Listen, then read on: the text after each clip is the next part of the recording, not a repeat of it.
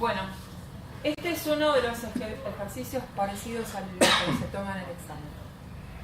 Primero tengo que resolver lo que está dentro de los paréntesis, porque no puedo hacer la multiplicación salvo que haga propiedad distributiva, pero se va a complicar un poco. Mejor resolvemos cada paréntesis primero, porque puedo hacerlo, y después hago la multiplicación. Para eso vamos a hacer cálculos auxiliares. El primer paréntesis es 5 tercios menos 1. ¿Qué hago acá? Saco denominador común. 3 dividido 3 me da 1, por 5, 5. Y 3 dividido 1, que es el denominador que tiene este número entero, me da 3, por 1 me da menos 3. 5 menos 3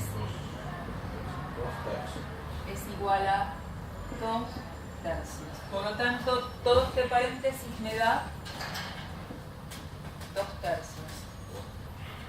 Y ahora resuelvo este otro. 7 medios menos 2.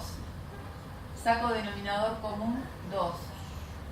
2 dividido 2, 1, por 7, 7. Y 2 dividido 1 me da 2, por 2, 4. 7 menos 4, 3 medios.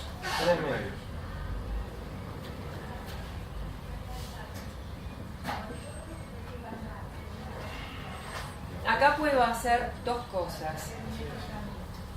Simplificar y ver qué me da, o hacer el cálculo y después simplificar.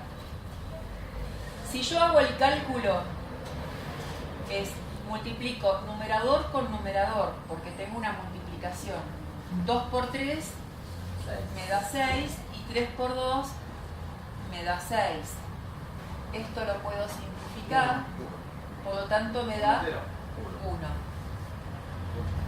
¿Sí? Si yo lo hubiera simplificado, claro. En este caso, la otra opción, yo tenía esto.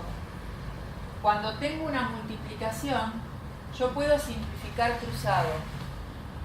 Esto lo simplifico con esto y esto con esto. Y acá después de multiplicar todo, me da 1. Vos pusiste cara de no entender. Yo simplifiqué este 2 con este 2. Me hace más fácil como él hizo la parte de arriba. Se puede hacer de las dos maneras, pero esta también está buena que la entiendas. Porque a veces tenés muchos números, y si tenés muchos números es bueno que aprendas a simplificar en las multiplicaciones. Este 2 lo puedo simplificar con este otro 2 y este 3 con este 3. Y como todo me quedó 1, el resultado es 1. Suponiendo que yo hubiese tenido, en otro caso, no en este, 2 décimos por 8 cuartos por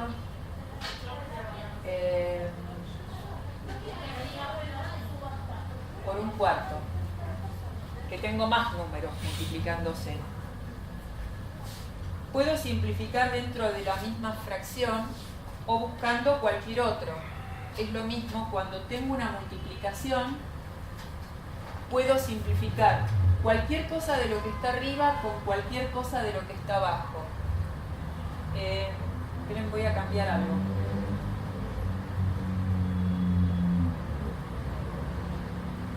Hago eso. Este 8 lo puedo simplificar con este mismo 4. Y lo simplifico por 4, justamente. Vos pones 2, es mejor por 4. Sí. Acá arriba me queda 2 y abajo me queda 1. Este 2 lo puedo simplificar con este. ¿Por qué números? Por 5. Por 2. Por 2. ¿Con cuál profe? 2 y 10. Ah, no, sí. El 2 y el 10.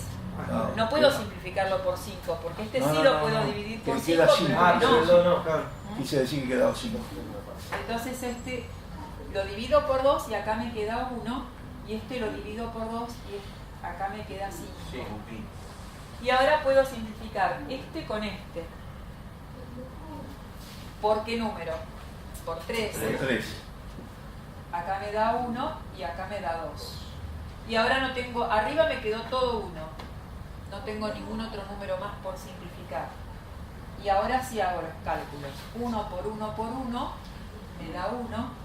Y 5 por 1 por 2 me da 10.